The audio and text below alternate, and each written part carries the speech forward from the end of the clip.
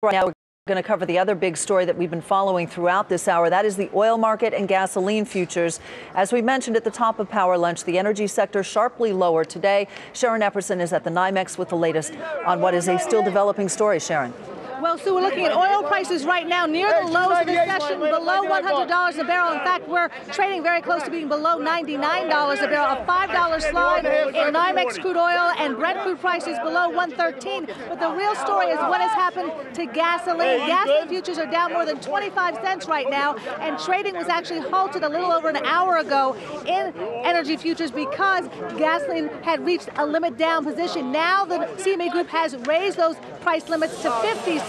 So we are looking at even more volatility here still in the gasoline market. What has happened here? Well, of course, we did get a report from the Energy Department today showing an increase in gasoline supplies, and that was a big surprise to a market that was expecting to decline because of the refinery outages and pipeline issues we've seen across the country. But the fact remains that supplies were up in the past week and demand down sharply, down 2.4% versus the same period a year ago. So what does it all mean? Well, yesterday the action was all about the fear of flooding, the potential impact there on energy production. Today it's all about the fact that we are seeing a decline in demand and an impact on these higher gas prices hurting consumers. That is the trade right now, and as we look at the euro here below 142, we're seeing a sell-off across the board in commodities. Energy certainly getting very hard hit. Back to you. All right, Sharon, thanks very much. Let's continue this discussion with Alan Good.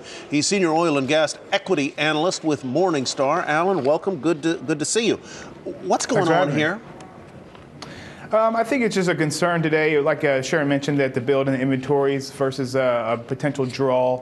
There's a run-up in gasoline futures based off what was going on with the flooding around the Mississippi. I think a lot of that tended to be overblown.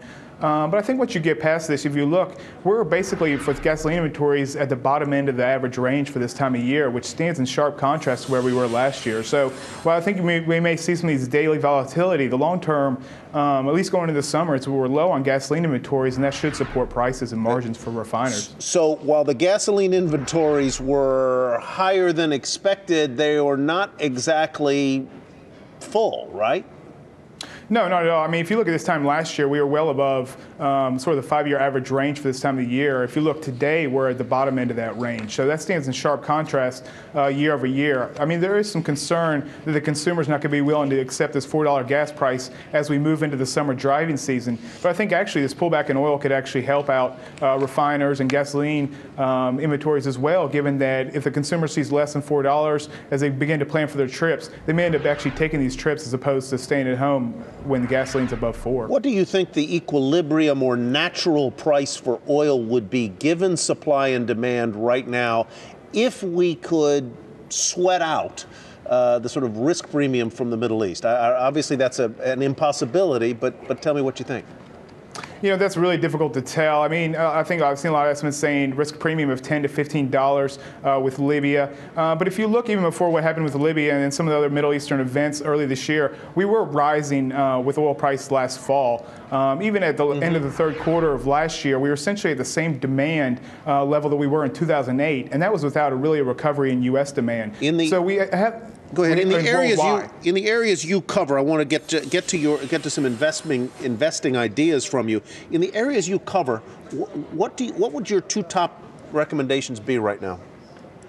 I mean, right now, we think everything in our space is pretty much fairly valued, given this recent run-up in oil prices. We tend to take a longer-term look past the first 2 or 3 years here and look long-term at what sort of the equilibrium oil price is. And based on that, we think everything's pretty much fairly valued. I think given the environment, though, if you really want to capitalize on these higher oil prices, along with the robust refining margins we're really seeing, you can take a look at some of the integrated firms. I mean, we've always liked Exxon throughout the cycle, given its disciplined style, its ability to allocate capital, and it's really its superior operator.